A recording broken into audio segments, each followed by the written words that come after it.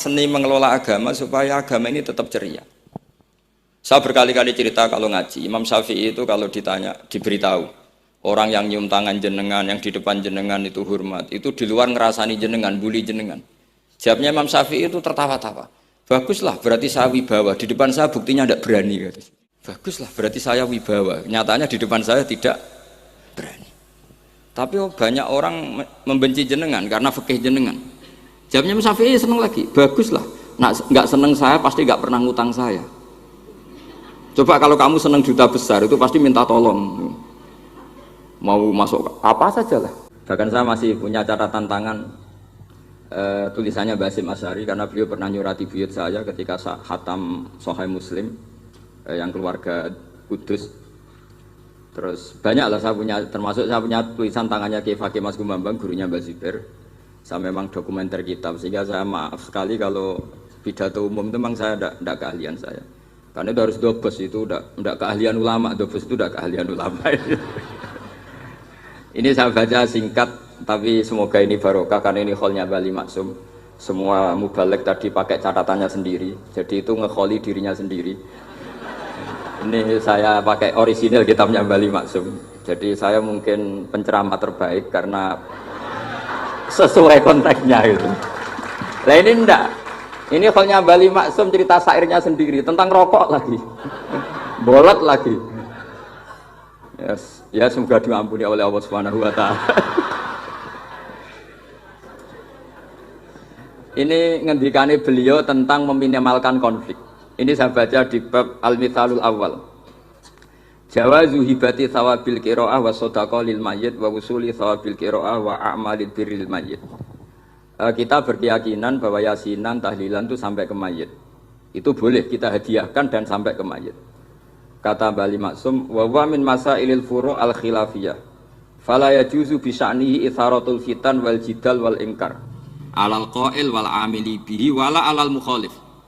Ini dari awal masalah khilafiyah. Sehingga nggak perlu jadi konflik yang berkelanjutan, baik kita menuntut yang melakukan itu atau menuntut yang menentang itu. Karena dari awal ini masalah furu'iyah. Sing nglakoni nggih monggo, sing nentang nggih napa?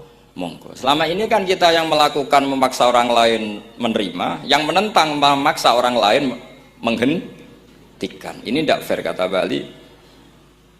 Kata beliau itu gak fair. Wala yang bagi ayaqa bainahuma ma la yang bagi wuquhu bainal akhwaini muslimaini. Kata beliau, wala in kana lil mani'i mustanadun fa inna li ghairihi mustanadan kadzalik. Kalau yang melarang tahlilan, melarang yasinan dikirimkan ke mayit itu punya mustanad, punya sanad, yang bagi yang membolehkan juga punya sanad. Kalau ada kiai yang kalau pidato nangis itu sanatnya banyak dan benar, tapi yang uraan kayak Pak Duta Besar juga banyak. Semuanya ada sanat. Jadi kata beliau sederhana saja, kalau al-maniun orang yang menolak itu punya sanat, kita yang membolehkan juga punya sanat. Tapi kata beliau dengan enteng, dengan ceria, ini masalah furu'iyah. Nggak perlu jadi itharatul fitan wal jidal wal khisom. Kata beliau nggak perlu jadi perdebatan. Makanya pesan saya sama santri-santri kerap ya, sebetulnya masalah kita ini tercerabut dari ilmu. Coba dari awal Anda katakan yang tidak kunut itu Abu Hanifah, yang kunut itu Imam Syafi'i. Maka melihat orang tidak kunut itu keren karena Al-Hanafi, pengikut mazhab Hanafi. Yang kunut juga keren karena pengikut mazhab Syafi'i. Jadi cobalah ilmu itu diperkuat sehingga kita mengatakan kunut adalah sunat menurut Imam Syafi'i, tidak sunat menurut mazhab Abu Hanifah. Sehingga enak sekali karena kita berdasar ilmu. Menyangkut sawabul qiraah atau sawabu amalil khairi, apakah sampai ke mayat apa enggak, ini kata beliau, kata Mbah Ali Maksum, beliau justru menukil Ibnu Taimiyah yang notabene sering dipakai dalil para orang-orang sana. Saya tidak tahu itu orang sana itu Pak Duta itu yang tahu itu.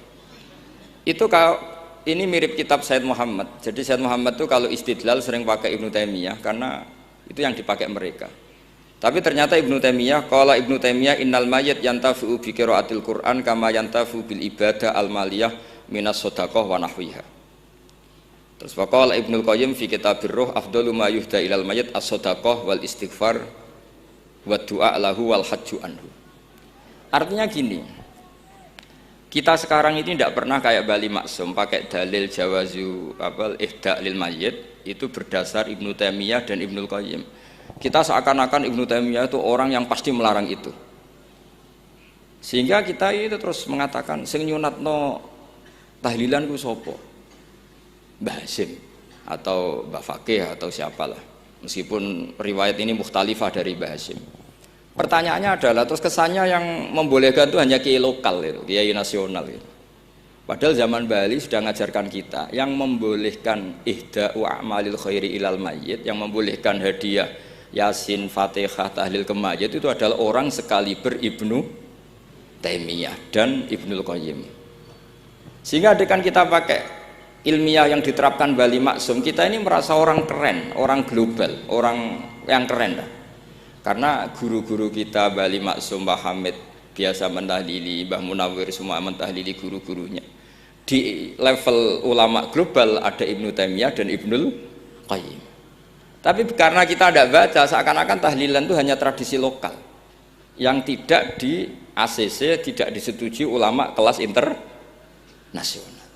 Padahal di sini jelas diceritakan Ibnu Taimiyah berpendapat qiraatul Quran yang dihadiahkan ke mayit atau tahlil itu boleh. Jadi ini sangat penting supaya orang itu pakai tradisi ilmu.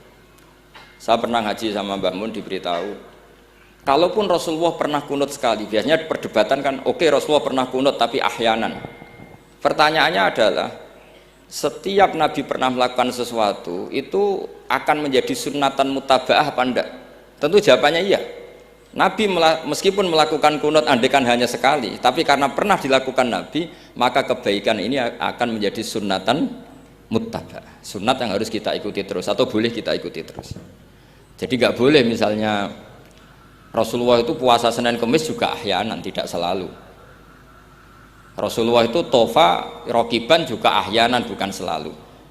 Tapi apa saja yang pernah dilakukan Nabi maka berstatus itu akan sunnat ila yaumil qiyamah. Sehingga nggak bisa misalnya di hadis itu ahyanan, kemudian kamu beristidlal ini boleh dilakukan hanya ahyanan karena Nabi juga melakukan hanya ahyanan. Tidak bisa seperti itu. Sekali Nabi pernah melakukan itu dan tidak dibatalkan lewat nasah mansuh, maka kesunatan itu ila yaumil qiyamah. Bagi yang tidak mensunatkan monggo, itu ada Abu Hanifah. Makanya kata Mbah Maksum, kata Bali Maksum di sini diberi muqaddimah, wa wa min masailil furu' al khilafiyah fala yajuzu bi sya'nihi itharatul fitan wal jidal wal ingkar alal qail wal amili bih wala alal mukhalif. Jadi kita sendiri disarankan beliau, kamu juga gak usah nantang debat sama mukhalif karena dari awal sudah masalah-masalah yang apa? Khilafiyah. Lalu terakhir pilihan-pilihan terus kemudian tetap memancing polemik. Saya mau cerita lucu di Ihya. Ihya yang katanya kitab sakral itu ya punya sisi lucu, sisi unik. Nabi Musa sebagai Nabi Bani Israel itu sering digugat karena orang Israel itu tukang debat. Terus Nabi Musa minta ijazah, ya Allah saya kasih ijazah seperti tadi. Beliau minta ijazah Mbah Mun tadi. Minta ijazah yang supaya orang itu tidak bisa berkata buruk sama saya. Semuanya muji saya. Jawabannya Allah itu unik. Ya Musa hadza syai'un lam asna'hu li nafsi fa kaifa asna'uhu bika. Aku pangerannya sering disalahpahami, pemenah kue katanya.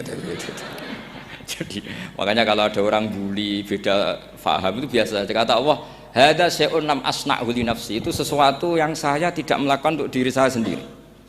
Kata Allah, saya ini Tuhan yang mengatakan saya punya anak ya banyak, yang anggap saya bakhil ya banyak, yang salah paham dengan saya banyak. Padahal saya ini Tuhan. Kalau saya mau tak bungkam semua itu saja tidak saya lakukan. Apa menaiki terima Nabi? Sama kita pakai buminya Allah, pakai airnya Allah, pakai oksigennya Allah. Modal guyu ya orang gelemen merengut itu kalau Allah tersinggung pasti Allah ngendikan falyatub rabban siwa wal yakhruj min tahti ardi wasama. Silahkan mencari Tuhan selain saya kata Allah dan keluarlah dari langit saya, dari bumi saya. Daripada diusir pangeran wis ning donya ceria wae, guyu-guyu wae, sementing aja dhewean apa guyu wis ngoten mawon.